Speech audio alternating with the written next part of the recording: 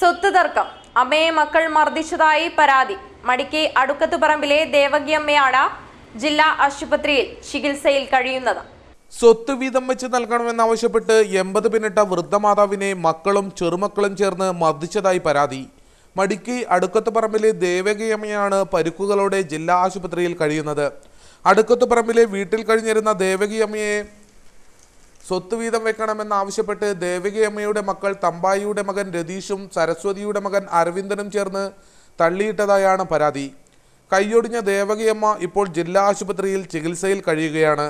അതേസമയം തനിക്ക് സ്വത്ത് തന്നതിലുള്ള വിരോധമാണ് സഹോദരങ്ങൾ അമ്മയോട് കാട്ടിയതെന്നും ദേവകിയമ്മയുടെ മറ്റൊരു മകൾ ശകുന്തള പറഞ്ഞു.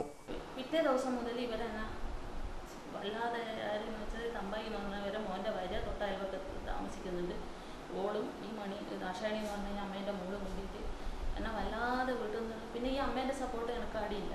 അന്നേരം ഞാൻ ഈ പാർട്ടിയിൽ മീറ്റിങ്ങിന് വന്ന ശ്രീധരനോട് തന്നെ ഞാൻ ശ്രീധരൻ എനിക്ക് ഒരു രക്ഷയില്ല, ഇവരിങ്ങനെ വായിയെല്ലാം ചീത്ത പറയുന്നു, അമ്മയും പറയുന്നു, ഞാൻ എന്താക്കണ്ടേ, ഞാൻ 2 ദിവസം എൻ്റെ വീട്ടിൽ പോയി താമസിക്കട്ടെ, ഒരു സമാധാനം ആയിക്കോട്ടെ എന്ന് വെച്ചിട്ട് പോയതാണ്. ആ പോയി 2 ദിവസം കഴിഞ്ഞ് ഞാൻ അമ്മേനെ തിരിച്ചു വന്ന് നോക്കുമ്പോഴത്തേക്ക് എനിക്ക് തീരെ വീട്ടിൽ കയറിക്കൂടാ. അമ്മേനെ ഈ അവസ്ഥയിൽ കാണാനും കൈക്ക് പ്ലാസ്റ്റർ ഇട്ടിട്ടുണ്ട്. എന്താ അതിനെന്ന് ചോദിച്ചു കഴിഞ്ഞാൽ അവരൊരു ഉത്തരം പറഞ്ഞില്ല.